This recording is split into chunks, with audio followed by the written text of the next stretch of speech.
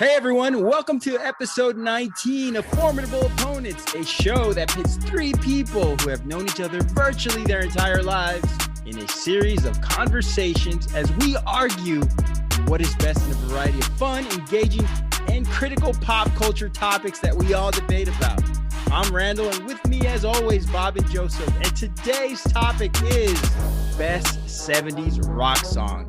Before we get to that, we want to acknowledge our sponsor, Cerebral Digital LLC, a digital marketing firm based out of San Antonio. They have everything from website design, social media management, and graphic design. Perfect for small businesses on a budget.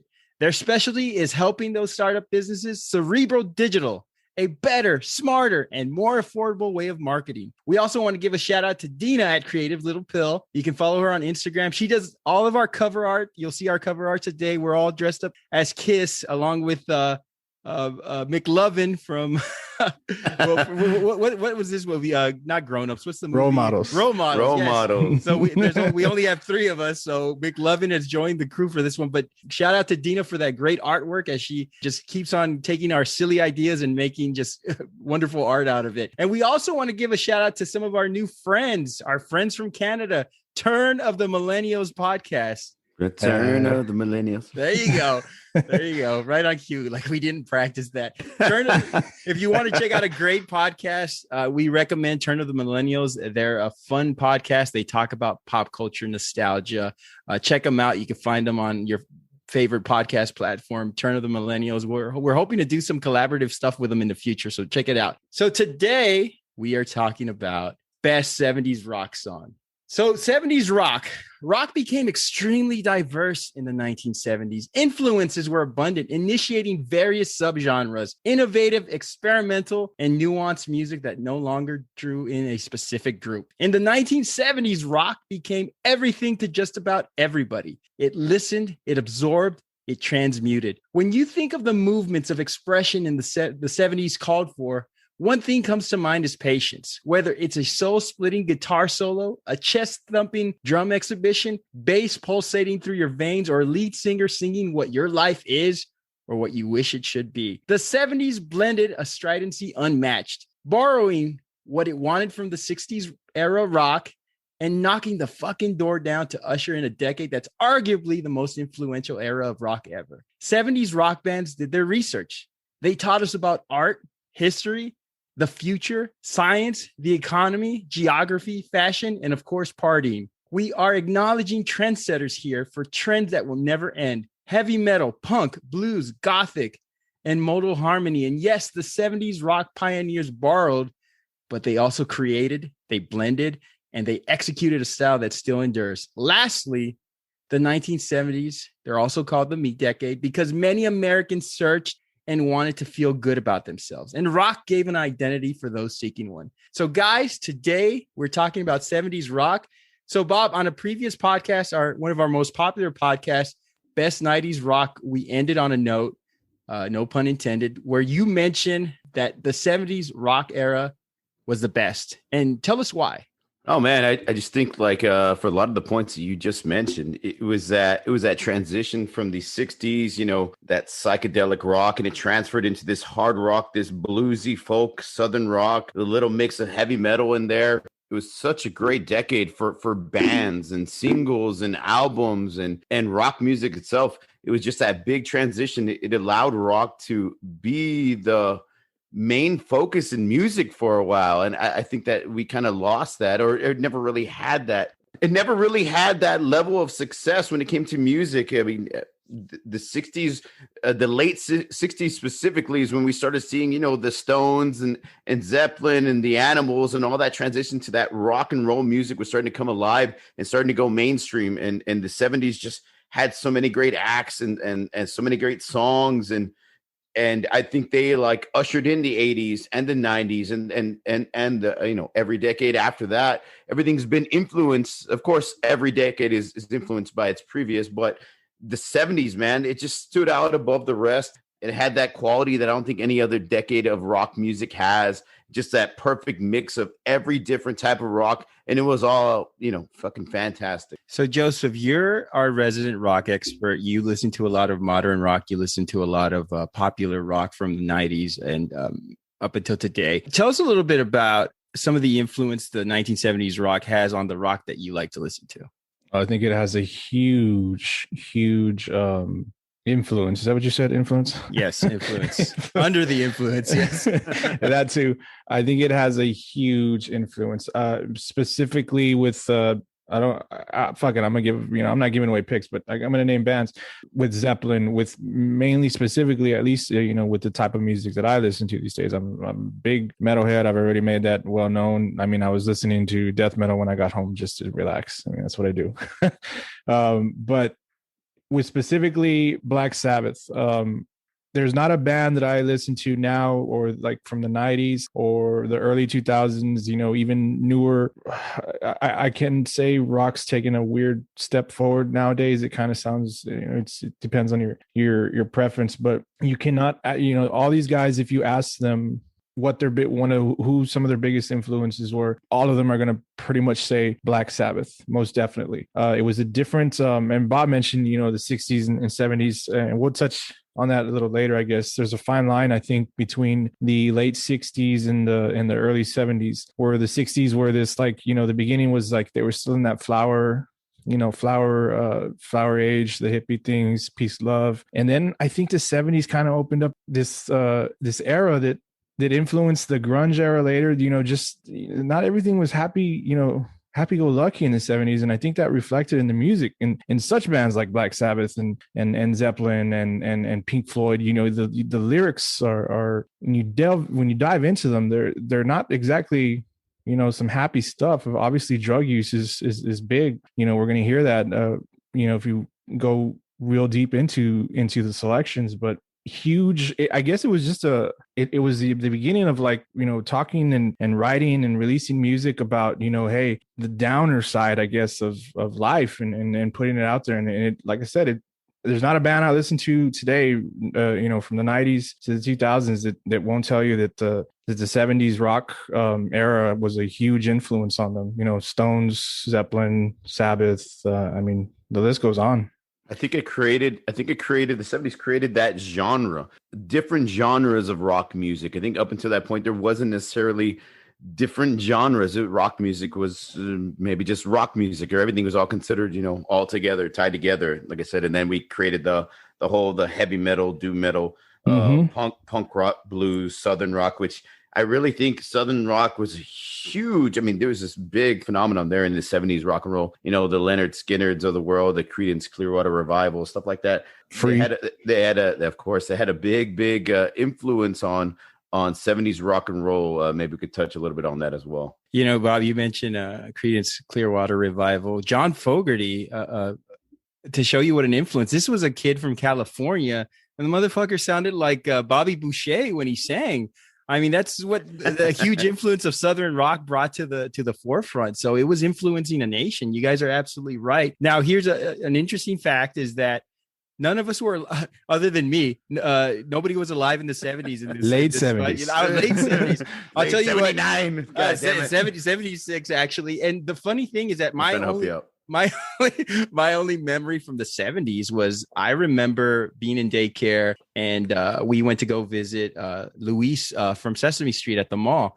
And I remember I'm asking him, hey, where's Cookie Monster? Hey, where's Elmo? Not Elmo. I don't think he was. Hey, where's Grover? Hey, where's Bert and Ernie? I remember him getting pissed off, and he kind of pinched my arm, like, get this fucking kid away from me. That's my only memory of the 70s. So I don't have a lot of great memories of the 70s, but the music endures. And Bob, I do want to say that a lot of the upbringing from the 70s came from your uncles. If I could share a few stories, Bob had an uncle who claims, one of my favorite stories, that he was at a Pink Floyd concert and he bribed the light technician with a joint so he could climb the lighting, I guess the light tower. The light tower. And he said that he shined a light on Roger Waters, and Roger Waters gave him like a gunpoint wink. Like, yeah, that's some awesome lighting. I don't know what bullshit. And then we had another uncle of yours said that one time he was at an AC/DC concert and Bon Scott got on the security guard's shoulders, and they were singing like big balls to each other, like face to face. I don't know what. Like, I hope, I just need the audience to know that, you know, my uncle is also his cousin, so he's trying to pawn this crazy shit off on me only. But you know, he's probably known them. He has known them longer, probably a lot closer than I have. So, you know, say it correctly. You're a second cousin, my uncle. I knew them when they had the Electric Light Orchestra afros, all of them. But. ELO, man, fucking awesome. We were talking about Telephone earlier today, weren't we? Great song, yes. Great song. And speaking of different bands, let's talk about our honorable mentions. Bob, we'll start with you. What are some of your honorable mentions? I have just a laundry list of bands and great 70s rock songs. I was trying to narrow it down, and I still ended up having like 10 or 11 songs. Obviously, Leonard Skinner, Freebird, Black Sabbath, Paranoid, which I think is, man, it was almost my choice too. It was something I was really on the fence about. I really do think he's the biggest influence on heavy metal other than any other band. I think Black Sabbath was that band that kind of started that trend or that genre of music. Derek and the Dominoes, Layla, one of my all-time favorite songs, and not just because it was the shit in Goodfellas. Heart, that song's just good. Yeah, it's just great, man. Heart, Barracuda, and Wilson. I mean, you can't beat her voice in that opening guitar riff. Awesome. Kiss, Rock and Roll All Night. That song just reminds me of the 70s so much. ZZ Top, LaGrange, Pink Floyd's Time, The Who, Bob O'Reilly, Deep Purple, Smoke on the Water, AC/DC, Highway to Hell. Fuck, I can go on and on. We can just talk all night about honorable mentions. There's so many great fucking 70s rock songs. And I think that made it extremely hard to make our choice to single 3 out to be the 3 best that we wanted to argue today. Yeah, honestly, I think no matter what we say, everybody's going to be like, no, and they're not going to agree with us. But hey, that's just what it is. We all agree that this wasn't easy. My list is probably just as long. I had Immigrant Song, Led Zeppelin. One in particular, I'll mention this one. I almost picked because I thought, like, you know what, that pretty much fucking symbolizes 70s rock. I had Cocaine by Eric Clapton. Thought that's a great fucking. I mean, you hear that song, you think that's fucking. Yeah. If you wanna hang out, Cocaine. Roadhouse Blues, The Doors. All Right Now, Free, Don't Fear the Reaper. Good I don't need to name the bands because you know them. Dream On, LaGrange, like Bob said. Smoke on the Water. Renegade by Styx. I fucking love that song. The Stroke, of course. Paranoid. Iron Man. List goes on. I'll just leave it at that. There's like 10,000 more here, but I'm not going to read them all. I have a long list as well. Freebird by Leonard Skinner. I remember the first time I heard this song, I used to watch a wrestling promotion out of Dallas called World Class Championship Wrestling, which was run by Fritz von Erich, and his sons, all good looking guys, were like his main guys in the federation and their biggest foils was this tag team called the Freebirds, Michael Hayes, Terry Gordy, and Buddy Roberts. And I remember I was the only one in my house that would root for the Freebirds because I loved their entrance music, and it was this slow guitar song, and it was Freebird by Leonard Skinner, and that was my first exposure to really loving 70s rock. We're seeing these bigger than life bad guys come out to just such an awesome song. More Than a Feeling by Boston is another one I have listed. Tom Sawyer by Rush. Speaking of Canadians earlier, here's another great Canadian group, Rush. Tom Sawyer, best drum solo, I think, in any song in history. I'm not a big Rush fan. No? I think it's the lead singer's voice that kind of throws me off. I think it just like, what was that movie with Paul Rudd and what's the name, slapping the bass? What the hell was I Love You, Man. I Love You, Man. Like I'm just not a big Rush fan. I'll probably take a lot of shit. I can't say I'm a huge fan of them myself, but the music is like, I mean, you can tell those dudes are phenomenal musicians as far as the instruments they play. I'm sorry, go ahead, Renner. I'm shocked. I thought you guys would be. No. I'm not saying I'm not a Rush fan. I'm just saying I'm not a fan of the lead singer. You know me, dude. I like the darker stuff. Yeah. Tom Sawyer. Let's see. Baba O'Reilly, The Who. The Boys Are Back in Town. Thin Lizzy. Yeah. I also got Highway to Hell. Ain't Talking About Love, Van Halen, 1978. My favorite Deep Purple has a lot of great songs. My favorite Deep Purple song is Perfect Strangers. It's a great song to listen to. And also, lastly, I listed, and one of the things I don't know if we're going to get to talk about much, but the punk movement started in the 70s. And one of my favorite punk songs is Anarchy in the UK by the Sex Pistols. Sir, by Sid, dude. Yes. Fuck yeah. I love that song. They were great. And Bob, I want to give a shout out to George. George is a family member who we lost a few years ago. He taught us a lot about 70s rock. Definitely. And some of the rock bands he talked to us, bands I did not ever hear about, because we would talk about music and he was always like the teacher, said, you guys got to listen to this guy. You guys got to listen to these guys. Robin Trower. Yeah, Robin Trower. Yeah. I did not know who that dude was until George. And that's that dude's awesome. I learned about Uriah Heep through him. Humble Pie, Trapeze was another band I had never heard about until he introduced. And UFO was another band, not LFO, the band that you guys listened to in high school. I'm talking about the 70s rock that are into Abercrombie and Fitch. Abercrombie and Fitch. And so shout out to George. We lost him a few years ago. We miss him, but he was he was like the professor. He had a great mind for 70s rock music. He used to burn CDs for Bob, and then Bob would share them with me, and it was just miss that dude. Good guy. He's a great guy. So now we're going to our selections for what we selected for best 70s rock songs. So Bob, we're going to lead off with you. Who'd you pick and why? Like I said, the 70s was such a great decade, the best decade for rock and roll music.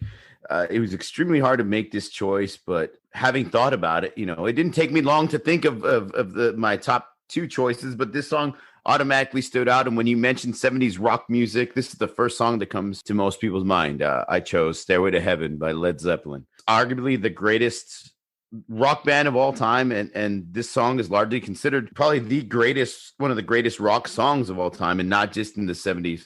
Led Zeppelin ushered in a new generation of rock in 1969 with hits like Dazed and Confused and Communication Breakdown and A Whole Lot of Love and Heartbreaker.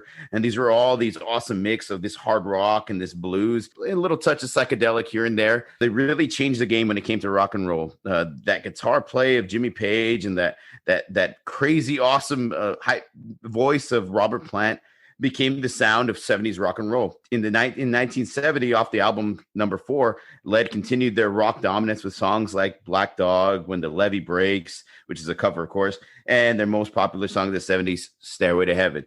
The song mixes Jimmy Page's acoustic / folk guitar play with Plant's haunting voice, and it builds and it builds and it builds as the song progresses and moves on until finally John Bonham's drums kick in and the tempo, starts to pick up.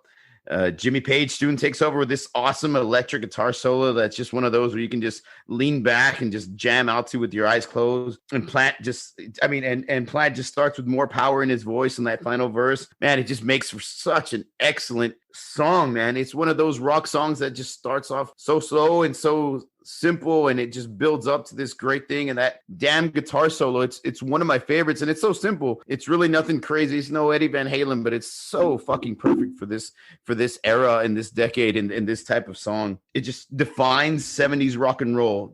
This song, that lead singer, that band, those drums, what they came up with, it's 70s rock music. It just shows the type of range that Led Zeppelin had throughout their entire late 60s and throughout the 70s, what type of band they were, what they're able to create, that perfect mix of psychedelic and blues and hard rock with a little bit of folk and a little bit of something different. It's my favorite, if I want to say one of my favorite bands of all time. And this song just stands out above the rest. When you think of 70s rock music, you think of Led Zeppelin and you think of Stairway to Heaven. I'd have to say a lot of the stuff you said, man. I'll admit I agree with a lot of it. It's going to be really hard to try to argue anything against it because this is probably also one of my favorite songs. I mean, it could be considered one of the most famous rock songs of all time. What's funny is it actually wasn't a chart hit because it wasn't released as a single, which is really fucking crazy. Radio stations received the promotional single, which afterwards it became a collector's item because the song was so fucking huge. I think when I hear this song, man, and you're right, you mentioned it's so fucking like haunting in the beginning. I can't specifically remember the first time I heard it, but the feeling doesn't change. When I hear it, the intro guitar part, the slow, soft vocals starting, that opening line, there's a lady, that's fucking crazy. I'm not gonna sing the song obviously because I can't do it. Sing it, cover. No, I'm not gonna do it. No stairway. No stairway, bro. Can't do it. It's taken it's a legend. The song is a legend in itself, with the way it was recorded, the tempo change, like you said, the simple guitar solo in it. Another one too, where if you I don't know if you're aware of supposed urban legend, what's the term, backmasking? Is that when if you play the record backwards, you hear some kind of hidden words? I think it's called backmasking. Yeah. So there's that urban legend about that. I know it's bullshit, but it's tied closely to Jimmy Page, since he was a big believer and practitioner in the occult and stuff like that. So yeah, I know they interviewed Robert Plant, and Robert Plant was like, "Oh, that's bullshit. You know how much time it would take for us to record something backwards on an album?" Yeah. I know. They It's had stupid. drugs to do. Come on. I'm not gonna lie. I've heard it, and I'm like, if you hear it long enough, and somebody puts the words in front of you, you can be like, okay, yeah, I guess I can kind of hear that, but you had to be really searching for something like that. It probably says some shit like join the Navy or some shit, when you play it backwards. I thought that was what's it called, the Village People. It's the lyrics are, I think they're pretty, well, no, they're actually a mystery, and they've given some insight into them. But if you didn't know anything about this song, you'd probably not wonder what the hell these lyrics are. But again, just it's tough to argue anything against it. No, I can't even argue that it's not their best song. I mean, that's a whole nother pod, which maybe we'll get into another day for sure. But just I think, and it's the end, the song, the way just like the build up, like you mentioned, the beginning, then the fucking when it kicks, and then when it ends, that fucking that voice at the end where it gets quiet, and oh man, it's just a really great song, man. It's a great pick. Hats off to you. I applaud you for picking this one. It's probably one of the best. I think no doubt Led Zeppelin is one of the most popular and influential bands. Every decade you have a big Led Zeppelin, a wannabe group. In the 80s, it was Whitesnake. Today, it's Greta Van Fleet, who, Joseph, you introduced me to. I remember you sending me a text 4 years ago. Who do these guys sound like? And I couldn't really hear. I was at work. They fucking sound like Rush. He's like, no, listen. Who do they sound like? I was like, yeah, it's Led Zeppelin. Yeah. How dare you say Rush? So it's funny. 100 songs across 8 studio albums spanning 12 years. And the lineup, I want, for those of you who like sports, imagine you were drafting your fantasy football team. You had the best quarterback, or one of the best quarterbacks, one of the best tight ends, one of the best wide receivers, and one of the best running backs. Impossible, right? That is Led Zeppelin. They probably had a top 5 musician on each of their instrument. It was like a super band that wasn't a band. And I think when people think of greatest bands of all time, they're going to say the Beatles and they're going to say the Stones 1 and 2. I think a lot of people say Led Zeppelin is 3. And I think at times they get disrespected as a distant 3. And I think Robert Plant kind of alludes to that during his interviews. And it's funny, Bob, because the last time we did a best decade song, you had selected Smells Like Teen Spirit. And my argument was the lead singer did not like the song or performing that song. I'm going to do a little deja vu. I figured you were. Yes, that's where I'm going. Robert Plant has reflected on the classic Led Zeppelin Stairway to Heaven, as even though he admired the musical construction, he couldn't relate to it. He said, okay, you know what? We've penned this great song. I have the voice for it. But I think Robert Plant, and I'm with Robert Plant on this, I think when you go to a Beatles concert, you don't just shout out, hey, play Let It Be, because they have such a great catalog. When you go to the Rolling Stones concert, you don't shout out, hey, play Satisfaction, because they have such a vast catalog. And you have this band Led Zeppelin who lasted longer than the Beatles in terms of popularity, who never had a lineup change like the Rolling Stones had, a decade after decade. And you're associating them so tightly with this one song. And granted, they have dozens and dozens upon dozens of songs that we all love and that they're very popular, but Stairway to Heaven is like their signature song. And I think Robert Plant thinks, or he knows, because I think we know, that the band is bigger than to have a signature song. You have a signature song if you're fucking Right Said Fred, or if you're, Oasis or whatever. You don't have a signature song when you're Led Zeppelin. Your whole catalog is to be revered. And I understand the frustration. I think Robert Plant thinks that Stairway to Heaven is a kind of a song that radio DJs play when they're taking a shit break and they're coming back on live. And he's kind of disowned it and kind of thought like, well, I don't want to play it live because that's what people are waiting for. It's kind of like that old joke where, when you people go to a Leonard Skinner concert and hey, play Freebird.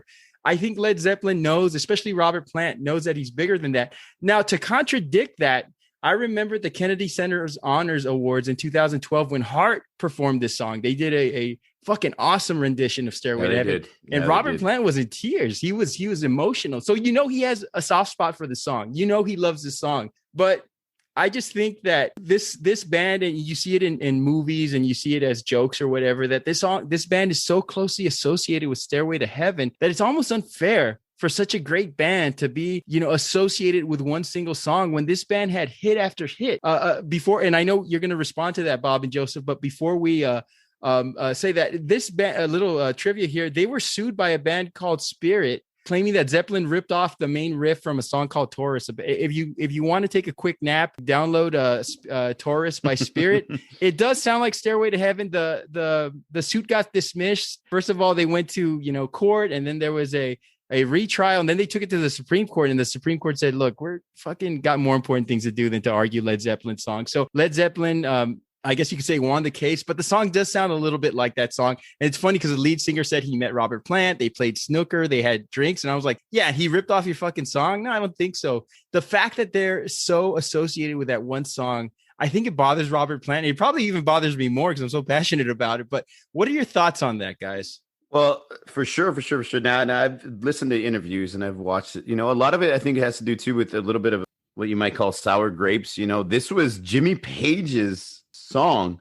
He mostly wrote it. He came up with the arrangement, and it was his baby. So, Robert Plant, being the lead singer, and, as lead singers do, they kind of want to do their own thing. They want to sing things their own way, and they want the band sound to be a certain way. And Plant and Jimmy Page definitely butted heads more than a few times when it came to music and the album. And I think I forgot what song it was.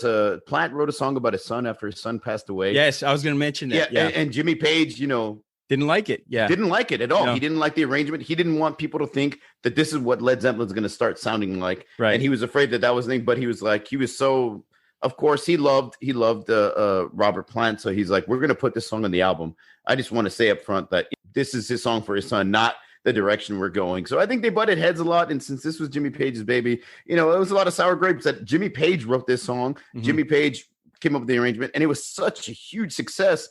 Plant doesn't really have to do much. The range that Plant has and all the notes and crazy runs and all that great stuff he can do with his voice. And his voice is so subdued and so like I mentioned, the word haunting in this song. So it's a little bit different for him. And I think that played a big role. Now, having said that, and not to sound contradictory to my own choice, I don't think Stairway to Heaven is the best Led Zeppelin song of all time. And hopefully at one point we can get into that as a great topic.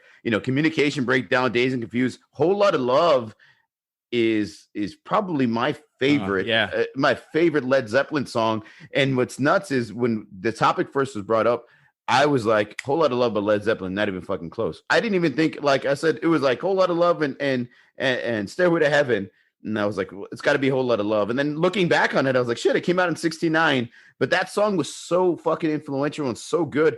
It wasn't just played in 1969. It was played in 1970. It was played in 1971. It was played in 1972. And to talk about Joseph's point, Zeppelin never released singles, which was pretty great, dude. They released albums. And I thought that was fucking awesome. That in their first album, they never released a single. They never singled out one song. They wanted it to be about the album. And I think that's another thing that maybe played a big role in Robert Plant not liking, or not, I guess, eventually resenting Stairway to Heaven, is because it got singled out as a single in that album. And there's so many great songs from that album. I think the song that he wrote, I think it was All of My Love for his son. Yeah, it was All of My Love. Okay. I just wanted to make sure. Yeah. And Robert Plant, Jimmy Page wasn't happy with it, but he knew it meant a lot to Robert Plant. And when you have two geniuses in a band, and you saw it with McCartney and Lennon, you're going to butt heads. It's inevitable. So yeah, it's a good thing they work things out. Joseph, you have anything else? Well, to your point, Bob, again, we'll have to get into it because when the levee breaks, I think it's just a phenomenal fucking song. Another great fucking song. It's Led Zeppelin in itself is a whole fucking podcast on its own. We'll do it for I sure. think we missed. I think we dropped the ball and didn't mention that one. When the levee breaks is a cover of an old blues song. Yeah, I think we may have dropped the ball on that one. That was a great cover. I mean, not as good as Kermit the Frog's "Hurt," but it's up there, man. It's up there. Having said that, I know we always kind of go off topic a little bit. But one of the topics I know I mentioned it a while back was we'd mentioned talking about the most. Let me see if we can think about it. Randy, maybe help me out here. All right. Was like a pop culture legend or a pop culture. Yeah, we were going to do a show on best pop culture legend, legend. and best urban legend, urban legend. There we go. And then we decided to nix it because I was gonna go with the gerbil up Richard Gere. Never mind. No. Go. I think that would be such a great topic, especially having done so much research. And like I said, I absolutely love Led Zeppelin and I love all their music and going into the specifics and the band members and such a hard, rough, and shitty life that Robert Plant had, especially in the 70s. Are you going to talk about the shark? No, not the shark. Okay, go ahead. And then, which was found out to be an urban legend, by the way. John Bonham was there, though, apparently. Anyways, like all the Jimmy Page occult stuff is pretty cool, and reading about that, learning about that. Man, I went down the rabbit hole, like I mentioned the other day. Jimmy Page, correct me if I'm wrong, guys. Jimmy Page cut his teeth as a religious, like he was playing in churches, right, growing up. Oh, yeah, for sure. Yeah. Okay. What's cool about he was like that a prodigy, yeah. He was like what's crazy. He's a prodigy. He was mostly self-taught, and apparently they found the guitar in the house that they had moved into. Like, and nobody knows where it came from. They don't know if it was left over. They don't know if an uncle had left it or a friend had left it, but they found the guitar in a closet, in the back of a closet, and that's how he learned how to play. Pretty fucking cool. That is a cool. And Joseph, I want to get your thoughts on, because you introduced me to this band, Greta Van Fleet. I know they're not a 70s band, but they sound very much like a 70s. What is your take? Are you a fan? They sound so much like Led Zeppelin. I think Robert Plant has given them compliments. What are your thoughts on them? You introduced me to them. Talk a little bit about Greta Van Fleet and your thoughts on them. I am a fan, and I think it's just because of, my love of nostalgia. It works because, we're not going to see any new Led Zeppelin music. We're not. As much as I enjoy hearing them, I can always just go put on, their albums or listen to them on Amazon or something like that. I just think it's really, I am a fan. I don't know. There's that whole argument about like, okay, well, he sounds too much, but at the same time, is it his fault? Is he, unless he's like absolutely trying his best to sound like Page? The problem is like is they interviewed him, and I saw an interview with Robert Plant, and they asked him about Greta Van Fleet, and he's like, oh, they asked him any bands you like. He was like, yeah, there's a new one. It's called Greta Van Fleet, and he like kind of has this smile, this smirk, and it's kind of a backhanded compliment that he likes them, but then he kind of does like this rolling of the eyes and smirk. He was like, yeah, apparently the lead singer says he was influenced by Aerosmith, and after he says that, Robert Plant rolls his eyes and like, come on, man. Come on, motherfucker. He sounds like his kid, man. I mean, exactly. I think if the lead singer for Greta Van Fleet were to come out and be like, was a huge Zeppelin fan and Aerosmith fan and Steven Tyler wanted to seem like them, wanted to be like them, and that's what my music is heavily influenced on, I think he'd get a bigger pass maybe. But saying that, oh yeah, they asked him about Led Zeppelin, he's like, no, it's more Aerosmith, and you're like, come on, this man, guy, this guy sounds more like Robert Plant, and we just saw the preview for the Many Saints of Newark, the Sopranos. Oh yeah, it looks badass. This guy sounds more like Rob than fucking James Gandolfini's son looks like him. That's how much this guy sounds like Robert Plant, and it's incredible. You get and the musicianship. They're a good band. I don't think they touch the guitar, drums, stylings, bass. I think it's just the voice, but they sound so much like Led Zeppelin. It's insane. Yeah, and I guess. Robert Plant.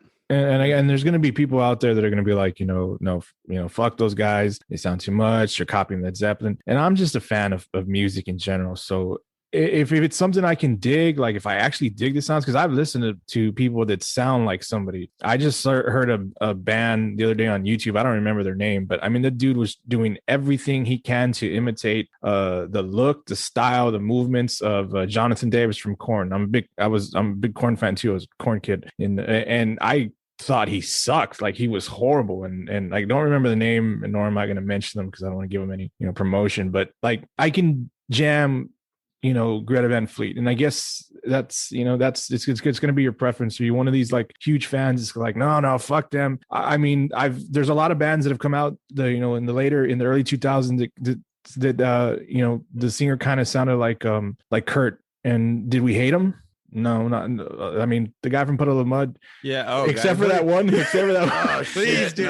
No. He sounds like Nirvana. He sounds like Kurt Cobain when he doesn't want to, but when he tries to sound like Kurt Cobain, yeah, he doesn't fucking sound like him.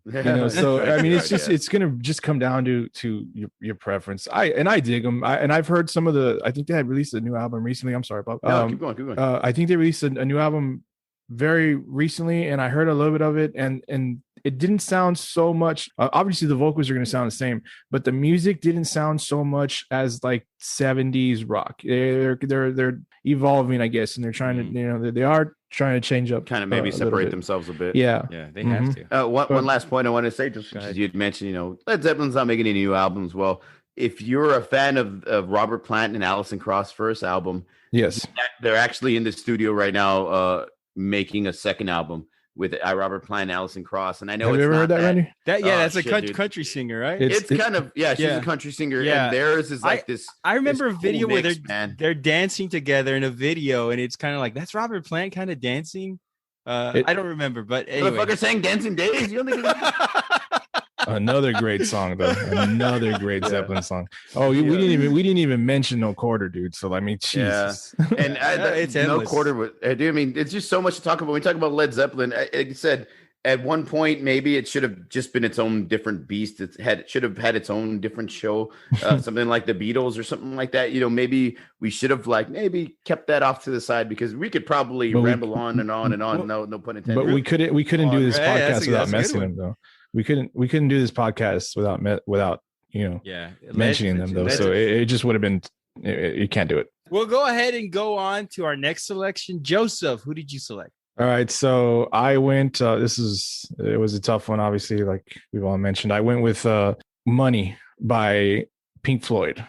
Just another great band from the, and this kind of goes with what we mentioned earlier.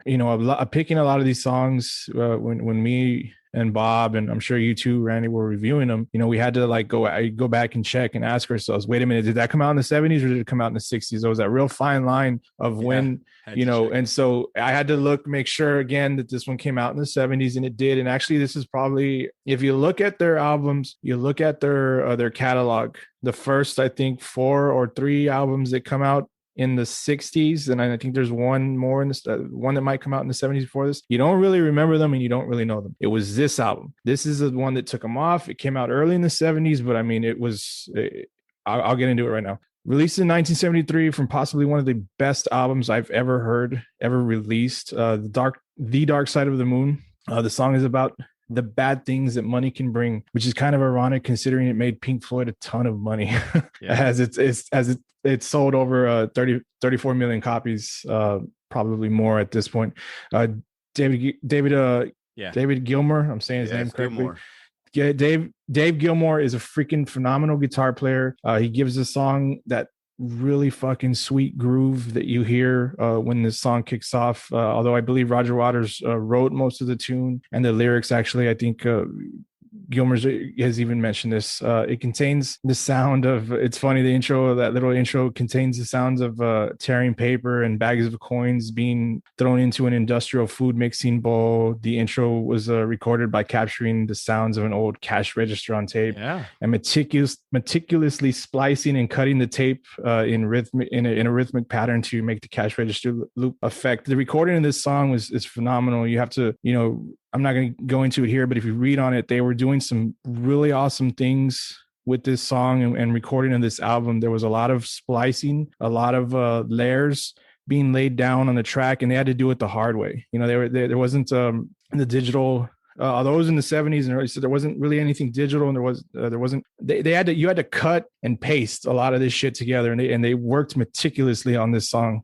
to get that sound, and boy, did it work. Another fun fact, though, the lyrics contain the word bullshit, as we all know, which was actually left out in the original release, but their record company, it was left in the original release, excuse me, but their record company quickly put out a version with the word removed, which is weird, which became known as the bull blank version, because we all know it's his bullshit. I guess they weren't as used to curse words as we were today, with our music. Right. Along with Us and Them, this is one of the 2 songs on the album that uses a saxophone, which was played by Dick Perry. The band wanted to experiment with new sounds on these sessions, and man, did it work out.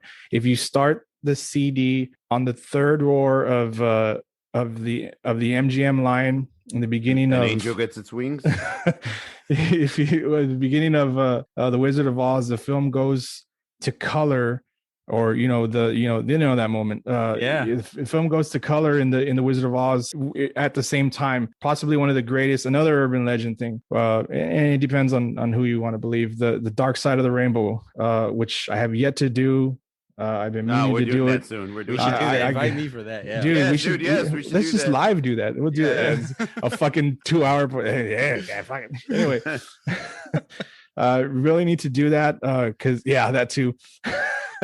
That would be really, really awesome. I would love to see it. And like I said, from front to back, this is one of the greatest fucking albums I've ever heard. If you know the songs from it. I struggled with picking a song. Again, I thought of going with Cocaine by Clapton, because I thought, that was, that's the 70s, baby. Or Iron Man by Sabbath. I really love Sabbath. I really am appreciative of the things that they did for the influence of a lot of the music that I listen to. But I picked Money because I thought, that's a really great song. It's got a lot of great energy. It's got a great groove. The song is timeless, in my opinion. It has an everlasting appeal. The song can come on in a bar, and everybody's going to dig it. I wouldn't recommend any cover bands out there trying to do this one, because I think it'd be a little too hard. Don't do any Pink Floyd if you're a cover band. I guess you can. No, I mean, I'll give somebody the benefit of the doubt if they want to try Wish You Were Here acoustically. But okay, that's it. That's okay. Yeah. Really, that's it. Oh man, just an awesome freaking song. It's got a lot of everything: groovy bass, great guitar lines, great drums, that sexy sax sound. I love that sexy sax sound in a song.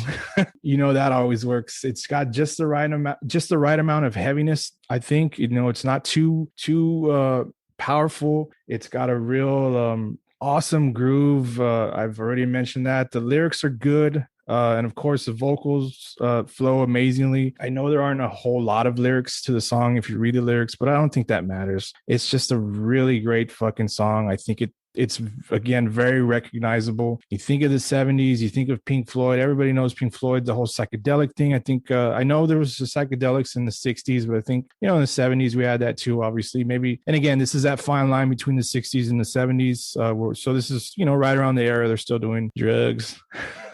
But it's just really, really awesome song on a great album, and by one of my favorite bands. I think you're always going to hear it. It's always going to make money on residuals. I mean, the song comes out in a lot of movies, a lot of TV shows, here and there, a commercial. I think I've maybe heard it, but I mean, you can be out having a beer or so, or just hanging out with some friends, and you decide you want to, I can already picture it in my head, maybe one of Bob's uncles, if we're out at a party and you hear that ding, hearing then one of them jump up and then start telling the story, after he gives the lighting guy a joint. Yeah. We'll hear it for the 10,000th time. Really great song. Really think that this is one of the top. If you want to look at lists, it for some reason, like we've mentioned, it was talked about earlier, like Randy, you said it, Stones and the Beatles are obviously always gonna be considered 1 and 2 for some reason, which is, I don't agree with that, and somebody can give me shit for that later, go ahead. But I think because of maybe the subject matter, or maybe but I think Pink Floyd is up there. I mean, definitely up there. And I think this song is up there. If it's not in the top 10, it really should be. And if for some reason it's not, well, then that's just not a great fucking list. So that's my pick, guys. I agree with you on Pink Floyd being, we need to give them their flowers, man. They are an amazing band. I don't think they're talked enough when it comes to great rock bands. I think when we think of Pink Floyd, we think of such a different experimental type of musicianship that they exhibit, that we don't give them the credit, because they don't put out the bangers like some of the other bands. You mentioned that this has been used in a lot of movies. It was actually considered to be the original intro to Reservoir Dogs. Quentin Tarantino wanted money on that first. He went with Little Green Bag just because of the nostalgia factor. But I can't picture money being in that first Reservoir Dogs scene. But a great song, of course. I don't think it would have worked. Yeah, I don't think it would have worked. The bass line and the guitar solo are just so yoked. It's magic. I mean, the bass line will just hook you from the beginning. The guitar solo is great. To have Money and Time on the same album is brilliant. You took a concept album and you exposed all these meta concepts that we all are concerned about. Time, money, just an amazing album. One of the best of all time. My only argument is my favorite Money from the 70s is Eddie Money. So I was hoping you'd go with Two Tickets. Two Tickets. And you mentioned the sax solo. That's another dispute I'll have. The sax, are we really fans of it? I mean, I think it went on a little too long. Do we really need a sax solo that goes on for this long in a rock song? Yes. No, I don't. You said it's a sexy sax. It's a grungy sax. This is the kind of sax that you go and do a line of coke in a public bathroom while you're listening to this kind of saxophone music. I'm not a fan of the sax, and it goes way too long. And I'm not a fan of the sax in this song. I mean, it's a great song. It's unassuming, not a punch in your face or thump in your heart kind of song. But does that lower its rock cred? I mean, the sax. What are your thoughts on the sax, Bob? Well, I mean, the sax is great. The sax is always great. I mean, first off, I don't know what you're talking about. Fire. No, yeah. I honestly, I mean, if you're talking Pink Floyd and that perfect mix of psychedelic and blues, rock and roll, and extremely underrated, I think the saxophone plays a big role in a lot of their songs. My favorite song from them is as Joseph knows, "Shine On, You Crazy Diamond." That song is a few lyrics. Oh yeah, great arrangement, fucking beautiful bluesy guitar. They have a saxophone little solo there. It's fucking amazing, man. It really, really is. I know some people might not think saxophone really fits, but I mean, fucking ska was a thing for a while, and you could play trumpet in the goddamn. I mean, a lot of bands have experimented with orchestras, and I don't think using a saxophone, especially like a bass sax or both, they use a regular saxophone as well, really play a big role into it.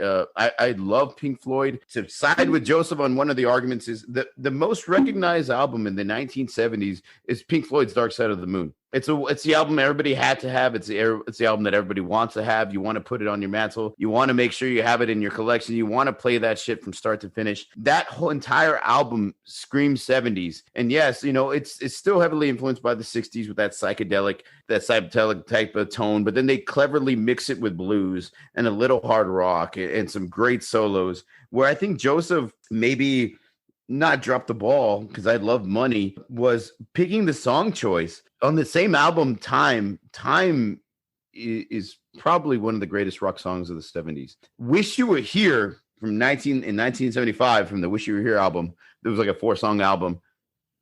Great fucking song. Probably in my top 3 when it comes to 1970 songs. Those 2 songs, man, they're just so amazing. And I think, and I love Money. I love the song Money. Don't get me wrong. But Time and Wish You Were Here, they deserve a spot ahead of it. If I could have one argument against you, Joseph, for that pick, it's not against the band. It's not against the album, because that's the greatest 70s rock album. And there's no argument. It's a better album than any Led Zeppelin album as a whole in the 70s. When you listen to the entirety of the album from start to finish. Is it a better 70s album than ABBA's Waterloo?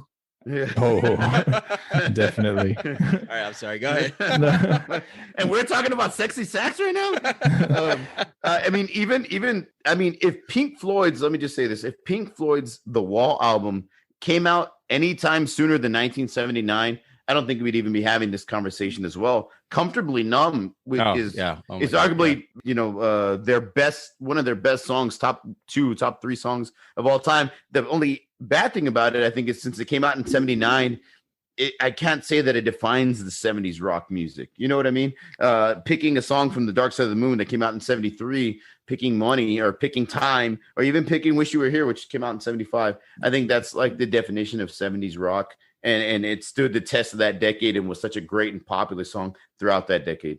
Let me see what I really like about this song. And yes, I agree with you on some of that, Bob.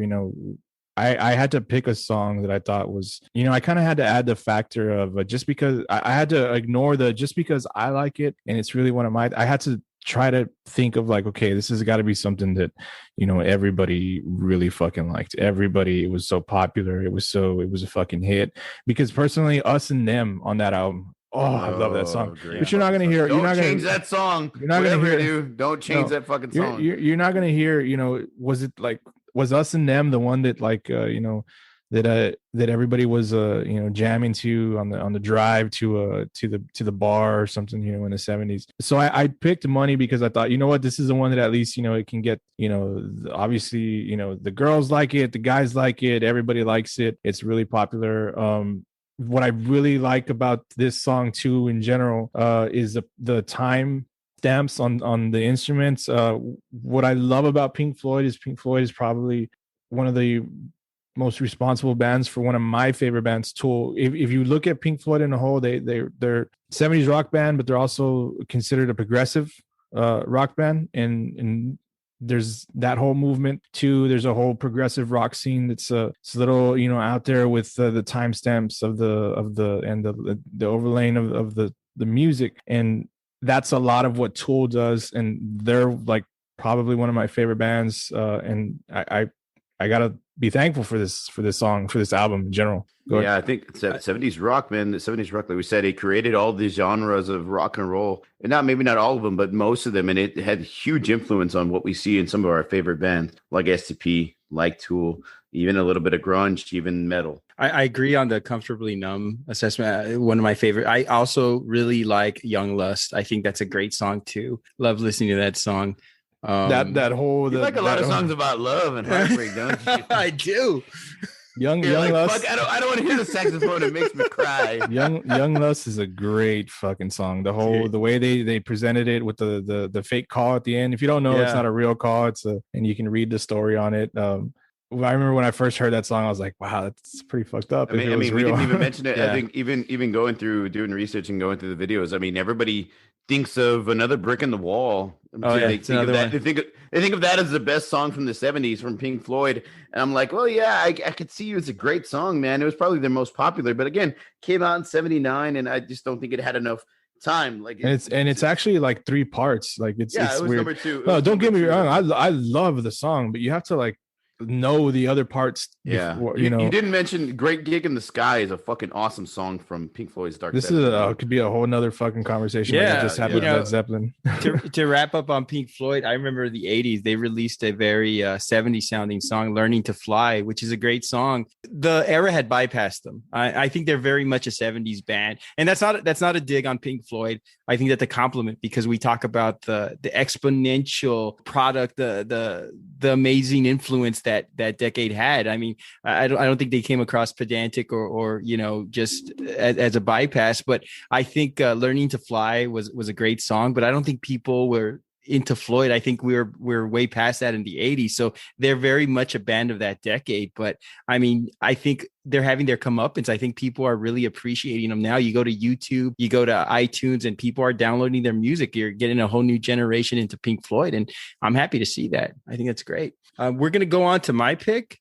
My pick is Bohemian Rhapsody by Queen. Yes, I have a lot to say. I have a lot to say on this song. A progressive rock song, topped the UK singles charts for 9 weeks. It was UK's third best-selling single of all time, behind Candle in the Wind 97 and Do They Know It's Christmas. It only reached number 9 on the Billboard Hot 100. Americans are so undignified. They didn't know genius when they saw it, right? It was years in the making from Freddie Mercury. He essentially put 3 songs together and worked on it for years. It was so complex, dramatic contrast, tempo changes, rhythm bouncing, blending genres. This is the only song I could think of that had 4 lives. It had several revivals. It was popular upon its release. It was popular again once Freddie Mercury died, and then shortly thereafter, when it was used on Wayne's World in that very memorable scene at the beginning. And it's funny because it only reached number 2 on the Billboards. The song that kept it out of number 1, "Jump" by Criss Cross, and of course, it was popular after the Daddy Macameka. Yes, they did. Yeah, like, who would have thought, right? It was popular after the Queen biopic of the same name Remember, the title of the biopic was Bohemian Rhapsody, not Fat Bottom Girls. That could maybe be a Sir Mix-a-Lot biopic title. Even Brian Wilson praised the song as the most competitive thing that's come along in ages. Brian Wilson was a perfectionist. It was an opera as opposed to folk. It went from slow to fast. It received 2 Grammy Award nominations for Best Pop Vocal Performance by a duo, group, or chorus, and Best Arrangement for Voices. And in December of 2018, Bohemian Rhapsody officially became the most streamed song from the 20th century, surpassing Nirvana's Smells Like Teen Spirit and Guns N' Roses' Sweet Child of Mine. And Bohemian Rhapsody also became the most streamed classic rock song of all time. So what is this song about? Some say the song is about a young man who accidentally killed someone and sold his soul to the devil. Some say that it's about Freddie Mercury coming out, as his partner Jim Hutton had mentioned that this was Freddie Mercury coming out. Mercury claimed it was random, it was rhyming, it was nonsense. Of course, he's a genius. He's going to say that. But my 2 biggest, I guess, arguments about this song is it's had 4 revivals across 5 decades already. And it's also the most streamed song of the 20th century, the most streamed classic rock song. It's different. It's got rock. It's got opera. It's got, several different styles, different languages. And it's never going to go away. I think it's going to be revived again in some musical somewhere down the line. It's just classic Queen. I will argue that Freddie Mercury has the best voice ever. I'm sure that the podcast will have in the future, and I guess I'm spoiling my pick, but Freddie Mercury just had the best voice. They had a tremendous band, and I think the song endures. And to me, that's why it's the best rock song of the 70s. Guys? Well, I mean, there's no doubt in my mind, Freddie Mercury is one of the greatest frontmans of all time. I mean, his voice, his stage presence, the way he can get the crowd going. A lot of his music is just so fucking good, man. And throughout the 70s, Queen put out some major hits. And when you chose this song, I mean, this is one of the ones I thought of at the beginning as well. Like such a great song from the 70s. It's one of the most, I mean, like I said, Freddie Mercury, greatest frontman, one of the greatest frontmen of the 70s, most recognized voice of the 70s. Again, it does throw me off a little bit that they used it in Wayne's World. It's kind of used as kind of in the comical sense, kind of throws me off a bit. But listening to music, and I think this is a big question, and before I finish my argument, I'm just going to throw out the question out there for you and Joseph. Go ahead. Does the greatest 70s song have to sound like it's from the 70s? Does it have to define the 70s? And that's my biggest question, because there's a lot of music, and when I hear Leonard Skinner and I hear Stairway to Heaven, I'm like, Jesus Christ, that reminds me of 70s music, 70s rock music. When I hear Bohemian Rhapsody, that just reminds me of one of the best songs I've ever heard in my life. Mm-hmm. But I don't know if it necessarily encompasses what the 70s rock music is. Now, do you think to be the greatest rock song of the 70s, it has to sound like 70s rock? Does it have to fit that bubble? What do you think? I don't think so. I think when we mentioned, I think that's a great question, by the way. And I think when we talked in the beginning that the 70s was kind of a breakthrough decade for many things. When you had the 60s, it was a lot of, they were going into psychedelic, they were going into folk, but a lot of it was coming off the 50s, which was a lot of like bubblegum pop and, shake and shuffle and stuff like that. I think the 70s really opened it up for a free-for-all where rock was different styles. It was Baroque, it was punk, it was progressive, it was goth, there was several different styles. But I get what your argument is, because if you ask me, hey, name a 70s song, I'm probably going to say Sweet Emotion by Aerosmith before I say Bohemian Rhapsody by Queen, just because that song is like a 70s jukebox. You go into a bar, it gets covered by a band, you're having a drink, that's the song they're going to play. And it's kind of those songs of those ilk that really are popular at bars and at settings and stuff. Because Bohemian Rhapsody is one of those things that you listen to it when you're watching a movie or when you just want to just listen to it. You don't really like exercise to that song. Oh, I can't speak for everybody, but I don't think it's a workout song. I don't think it's a bar drinking song.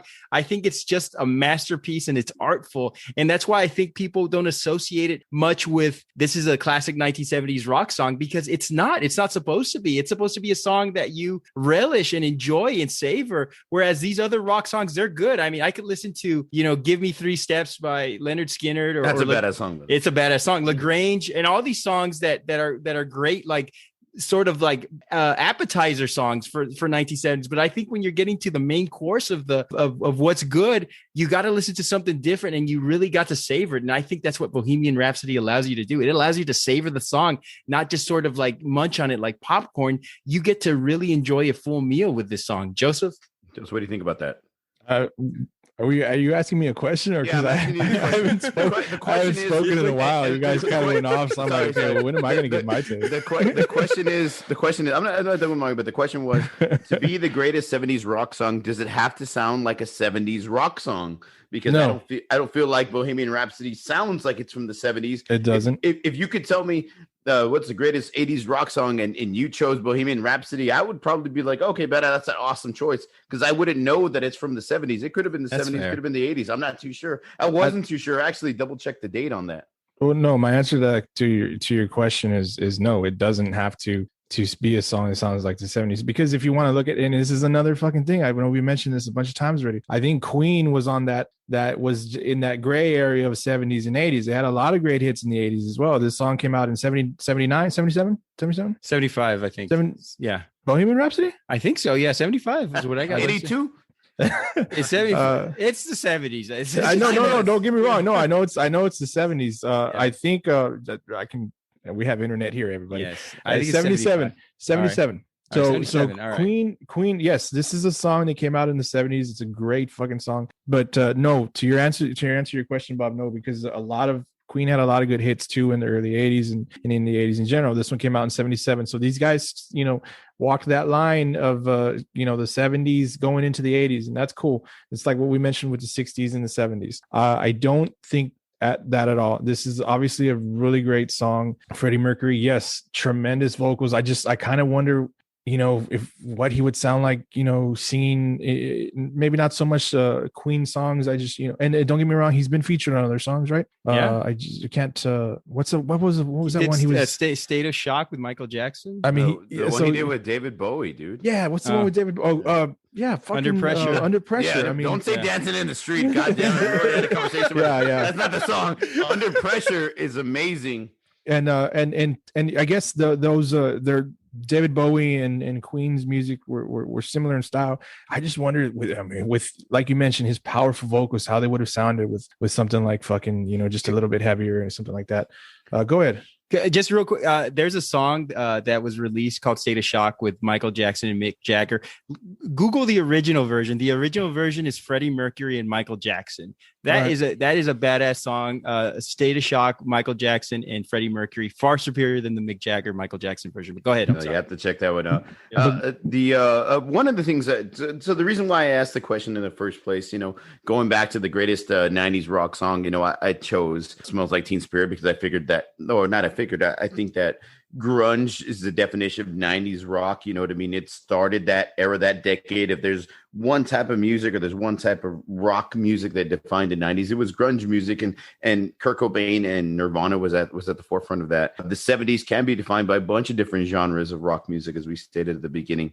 And I did have to Google when Bohemian Rhapsody came out. I was like, I think it was like 1980. I think it was like in 81. And, it turns out it came out, what do we say, like 77. So it was the late 70s. I don't feel like it really defines the 70s. I might be wrong. Like I said, I think it's timeless. I really do think it's timeless. It's one of my favorite songs of all time. It doesn't really define 70s rock and roll to me. I would have gone with, even Fat Bottom Girls. It kind of has that 70s feel. We Will Rock You and We Are the Champions. That totally reminds me of 70s rock and roll. It's got just a better feel for me for 70s rock and roll. Now, are they better songs? No, absolutely not. But do they feel like they're from the decade of the 70s? For sure. Now, my last point, and I know before I've been talking a lot, but I want to make this a point because I feel like this is the most important point, Randy. And I want to see if you can argue against this because I don't really think you can. So if you think Kermit the fucking Frog did a great version of Hurt, have you heard the Muppets version of Bohemian Rhapsody? Fucking Gonzo blows the doors off of Bohemian Rhapsody. He makes Freddie Mercury look like Freddie who? God damn it. That's a better version of the song, and I will go to my grave thinking that way. Joseph, post that. Oh, shit. No, I wanted to just throw that out there because when we did best cover songs, you were talking about Kermit, so Go ahead. It's actually, I laughed about that because I showed that to my kids earlier. I was watching Bohemian Rhapsody on YouTube, and my kids were kind of watching, and my son's really interested in 70s rock. And I was like, you want to see something funny? Let me show you something funny. And I played that the Muppets version earlier. So I thought, I got to mention that shit. I got to throw that in Randy later today. Go ahead, Joseph. Because I have to, kind of be negative, I guess, because you were negative to me. No, I just insulted the sax. I didn't insult Dave Gilmer and Roger Waters. Who doesn't like the sax? No, I just when I think about this song, when I hear it, as far as like 70s rock songs, yes, I mean, clearly it's a great fucking song. We know, there might be some people out there that look at Queen and be like, were they a rock band? And they were. I mean, this song, when I first heard it, it sounds more ballady. And so, and not to say that ballads aren't good rock songs. We're one of the things that was mentioned with my pick in the best 90s song was that mine wasn't super rock. It wasn't like what freaking kick down the door, like that. And so when I hear this song, I'm reminded of that. If you listen to it, it isn't about until the 4-minute mark that that and it kicks in, and the headbanging part of Wayne's Road, and that's where the rock kicks in. That's where I think his vocals, this is where it answers what I said earlier, about how he would sound with some heavier stuff, because that part gets heavy, and when he starts so you think you can, I think that's when he really sounds good. I know he had range, but he had some dirt and some grime to that section of the song. So it kicks into the rock, and I think that's what, there's that little part, and then it fades out into that little smoke, that ballad again. So I guess that's my only knock, is it's not so much rock as it is just this like big production of kind of like something that you would hear maybe in a Phil Collins song show. I did not decide with Randy by any means, but the song, it does kind of, like you said, it has that, it takes you on a journey of different styles or genres of rock and roll in that one song. Isn't it kind of haunting that we talked about the lyrics earlier, but isn't it crazy that the lyrics kind of match the way that Freddie Mercury went out? He does, Mama just killed a man.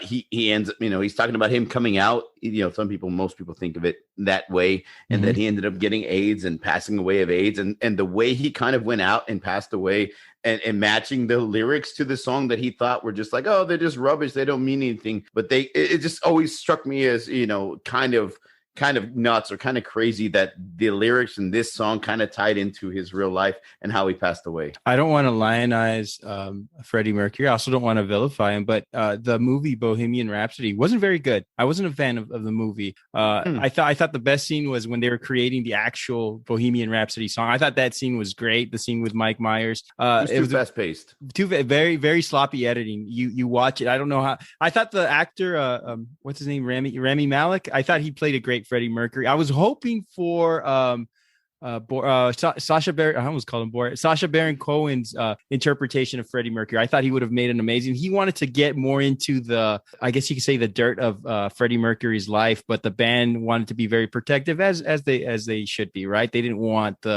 the stuff, the drugs and the, orgies and all that stuff to be the focal point of movie. In Freddie's personal life, they wanted the music to be at the forefront. So what could have been an amazing movie was just subpar. So I wasn't really a big fan of it. I don't know if you guys watched it. I wasn't such a big fan of it. I liked it, but I remember watching it and thinking I really liked it, man. I mean, hearing the story and the origin stories and stuff like that is really cool, especially with a band like Queen and a lead singer like Freddie Mercury. But I thought it was really fast paced. Did you watch it, Joseph, at all? Did you see it? I haven't gotten a chance to check it out. I just haven't had time. It's like one of those things where you're like, if you haven't seen it, no spoilers. Yeah, we won't spoil it for you. I'll see if I find it. It's a pretty cool movie, man. Like I said, I think it skips. It moves forward too quickly. There's some spots where it slows everything down and you get really into it. And then it's like boom, boom, boom. And then it's on to the next thing. Stop banging your desk. I have to. Can do we got time for a question? Yeah, go ahead. Sure. Do you, what do you think, can you think of any like 70s rock songs that we maybe mentioned that we really fucking love, but maybe they were, a one-hit wonder situation, but they're so great, fucking songs. Like, when I think of like, does anybody like, if you ask somebody like nowadays, I guess maybe back then, does anybody know any other song? Can anybody mention any other song from Blue Oyster Cult other than Don't Fear the Reaper? Godzilla. No, I know we can. No, I know we can, but was Godzilla like a super hit? I love Godzilla. I'm Burning for You is a good song too. Is there a song out there that you can think of, like, man, that was such a great song? You figured, they'd have the success that Zeppelin, the Beatles, things like that. I mean, I don't know if it would go take it that far. I think it would be too long. We posted Free. They had All Right Now. Yeah, I really can't think of any other singles that hit as high and as great as that song. I think that song was awesome. I think another good band was T-Rex, Bang a Gong. Bang a Gong. Yeah, I just thought of that one now too. I was like, there's those songs out there, man. I think this band had a good career, but I was a huge fan of Bad Company, and I thought they'd be a bigger band. They had some good songs too. That's when I wrote down Bad Company's Bad Company. That single was awesome, man. That was awesome. I think, and it's funny because we've gone this long and we have not mentioned Hotel California. And, that was my original pick. That was going to be my pick, but I said no. What's pretty crazy is thinking about that. I have a few albums framed in my house, and that's one of them. Not because of its Hotel California, but because the album cover art is so cool. It's one of those songs. Another urban legend. Yeah, it's one of those songs, urban legend. Yes, it's one of those songs. I think where a lot of us feel like Robert Plant did. Fucking tired of hearing that song. They just overplayed it and overplayed it and overplayed it and overplayed it. You know what I mean? I love the song. I think it's a great song. They did a Spanish version, an acoustic version, a live version, a violin. Fuck, they had the wood pipe. They've done everything, every kind of fucking version you can think of for this song. And I think it just grew like a little tiresome for some people. What is y'all's take on Kiss? Because we used them for our cover art, and we nobody's mentioned them. We did not mention them. Yeah. Yes, I did. I mentioned them as one of my honorable mentions. You did. I've Been Made for Loving You and Love Gun and Rock and Roll Night and Detroit Rock City. Yeah. They had some badass. What's really crazy, and me and Joseph talked about Detroit Rock City, the movie. Everybody was so great fucking movie. Yeah, we're like in that movie. Everybody's so anti. Disco, disco's dead. It's all about rock and roll. Yeah. And then you watch the music videos. It's like, we know what Kiss did, right? They put on the costume, they put on the makeup, they created this hard rock, but they blended in some disco, dude. Maybe I'm the only one that doesn't thinks that way, but they blended in disco with their rock music, and it kind of created this cool little funky type of music. I mean, a lot of their songs are about love, anyways. They're a great fucking 70s rock band. I really, really like Kiss, especially on the lips. I think that they're maybe a little overrated because Gene Simmons thinks that they're the greatest thing since sliced bread, but then a little underrated because I feel like they're not talked about a lot when it comes to 70s rock music. Kiss, you can't go wrong. I keep on thinking of Dazed and Confused, and I was trying to think of the soundtrack, and I know they use Kiss and they use Aerosmith and a couple of other bands. And Joseph, to go back to your question, I can't think of any other bands. I'm sure once we're done with this episode, there's going to be like, I should have mentioned this and I should have mentioned that. And maybe people on our Instagram and our Twitter will say, you didn't mention this. How could you not mention that? I mean, because even the Beatles had early 70s. Yeah, we didn't even really talk about the Beatles. I mean, we know the Beatles, but I was going to mention Don't Let Me Down. Don't Let Me Down was my daughter's favorite song. One of my favorite songs. The music video and everything came out in 1970. Great fucking song. But again, when you think of 70s rock and roll, you don't necessarily think of the Beatles. You think that's 60s. You go with the 60s. Yeah, you know what I mean. And I think that played a part. I know you and Joseph might not feel like in mentioning Bohemian Rhapsody and like, it doesn't need to necessarily when you think have to fit the 70s rock and roll mold. But I think it should kind of, you think of 70s rock and roll. You don't necessarily think of the Beatles, but they were around. They had some hits in the early 70s. Yeah. And they had Imagine. They had, like I said, they had Don't Let Me Down. Those are two huge major songs in their catalog. And it's something that everybody kind of bypasses because you think of the Beatles, you think of 60s rock and roll. You know what I want to mention real quick? I'm sorry. I haven't said Dire Straits. One of my favorite bands. Dire Straits, yeah, man. And to be honest with you, when I used to hear them, I used to kind of, there were times where I thought, like, I listening? Because before I knew who they were, I maybe thought I was listening to Springsteen. depending on how the song was It's arranged another and good how he 70s was artist. Yeah. how Maybe the we're song was born to run. arranged and how the singer was singing. I've heard some similarities, and I was like, and I would ask, and they would, no, it's Dire Straits. It's like, oh shit. Well, Dire Straits, Brothers in Arms was an 80s. That was my first 80s cassette that I ever bought, was Brothers in Arms. I had Walk of Life and Money for Nothing. But they started off in the 70s. Bruce Springsteen's another Sultans of band. Swing. Sultans of Swing's a great song. Born to Run was another great 70s song. The Ramones had some great songs in the late 70s. I think a lot of people associate them with the 80s too, but the Ramones had some great songs. But man, there are so many great artists, great bands. And Bob, did you have one more thing you wanted to mention to wrap us up? I had one last point. To make. I know we had talked about in the grand scheme of things, the greatest bands of all time. And you had mentioned, the Beatles 1 and the Rolling Stones 2, and then Led Zeppelin. They usually have them, rounding third. But I honestly think that, and now this is a question for y'all too, because of the hard life that Robert Plant had, because of his multiple car accidents and injuries to his children, because of the loss of his son and the eventual divorce from his wife, he took a lot of time away from Led Zeppelin, and he just didn't want to play music anymore. And they had this huge success from 68 to about 75. And then he kind of faded off after his son died, and he didn't really want to do it anymore. Do you think because the longevity of the Rolling Stones making music in the 60s and 70s and the 80s and shit, even in the fucking 90s, right? As well as, the Beatles taking over, all of the 60s, some 70s, maybe even a little bit of the 50s too. I think late 50s. That's when they first made a mark or started making music, late 50s, early 60s. You think that if Led Zeppelin had been Led Zeppelin throughout the entirety of the 70s and even into the 80s, and you think they would be considered number one? I really do think that those factors of him losing his son, Plant losing his son, and losing John Bonham too, him not overdosing, but alcohol poisoning, drinking too much, and not waking up in his sleep. I'm sure drugs had something to play with it too, or do with it too. What do you think about that? Do you think that played a major role in them not being considered the greatest because their career wasn't as long as, say, the Stones or the Beatles? I think it's a great question. I don't think anybody's going to unseat the Beatles, because even if you talk about longevity, the Beatles weren't around that long. With 7 years was their apex or something like that. I think 63 to 70 was the prime Beatles years, and that's a good point. I think.